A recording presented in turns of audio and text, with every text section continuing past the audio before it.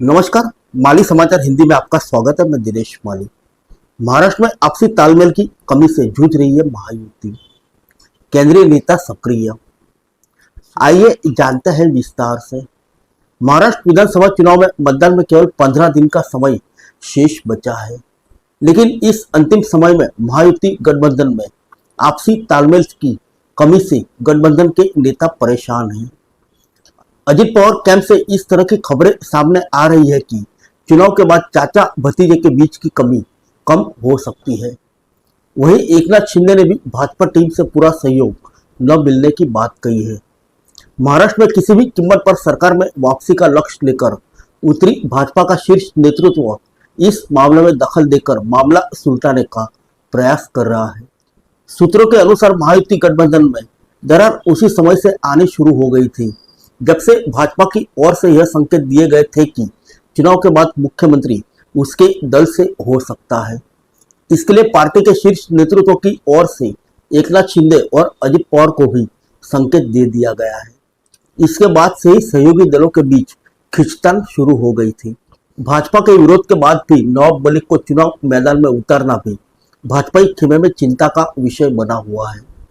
इसे अजित पवार की ओर से भाजपा को दिए गए एक संकेत के रूप में देखा जा रहा है। यदि चुनाव के बाद समीकरण अजित पवार के अनुसार नहीं हुए तो उनके दरवाजे सभी विकल्पों के लिए खुले हो सकते हैं। स्वयं नवाब मलिक ने इसी तरह की बात कहकर इस पर मुहर लगा दी है। उन्होंने यहां तक कह दिया कि चुनाव के बाद चाचा भतीजे के बीच की दूरी कम हो सकती है।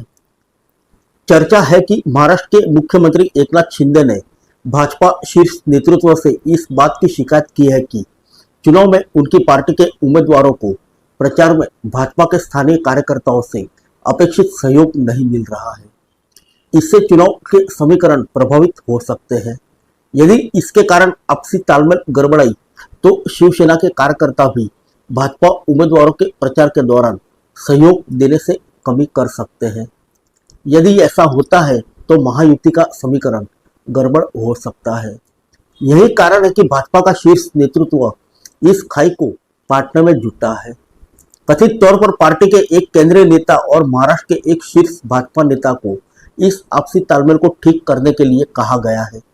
वे सहयोगी दलों के शीर्ष नेताओं से मिलकर बातचीत कर सकते हैं। पार्टी अपने कार्यकर्ताओं को भी संदेश देकर सभी सहयोगी दलों के नेता प्रत्याशियों को बेहतर सहयोग करने के लिए कह सकती है। महाराष्ट्र भाजपा के एक नेता ने बताया कि 2019 के विधानसभा चुनाव का अनुभव यही बताता है कि यदि महाराष्ट्र में महायुति की सरकार बनती है तो इसके लिए आवश्यक था कि भाजपा अधिक से अधिक सीटों पर चुनाव लड़े और जीत हासिल करे। पिछले चुनाव में जब उद्धव ठाकरे के साथ पार्टी ने चुनाव लड़ा था तभी भी भाजपा की जीत का स्ट्राइक रेट बेहतर था।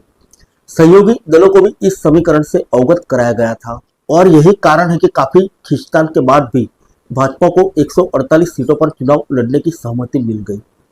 नेता के अनुसार सभी दल यह समझते हैं कि सरकार बनाने के लिए आपसी तालमेल आवश्यक है, लेकिन कई बार बड़ा परिवार होने पर थोड़ी बहुत खींचतान आपस में देखने को मिल सकती है, लेकिन इसे मतभेद के रूप में नहीं देखा जाना चाहिए।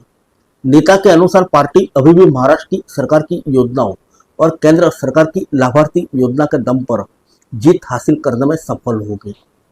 भारतीय जनता पार्टी के शीर्ष नेताओं ने चुनाव में प्रचार करना शुरू कर दिया है। भाजपा नेताओं के साथ साथ महायुति के नेताओं ने भी उम्मीद जताई है कि प्रधानमंत्री नरेंद्र मोदी और योगी आदित्यनाथ जैसे स्टार प्रचारकों के प्रचार के बाद महाराष्ट्र की चुनाव स्थिति बदलेगी और एक बार पार्टी जीत हासिल करने में कामयाब रहेगी। फिर मिलेंगे अगले बुलेटिन में अन्य किसी खबर के साथ। तब तक के लिए इजाजत दीजिए। नमस्कार।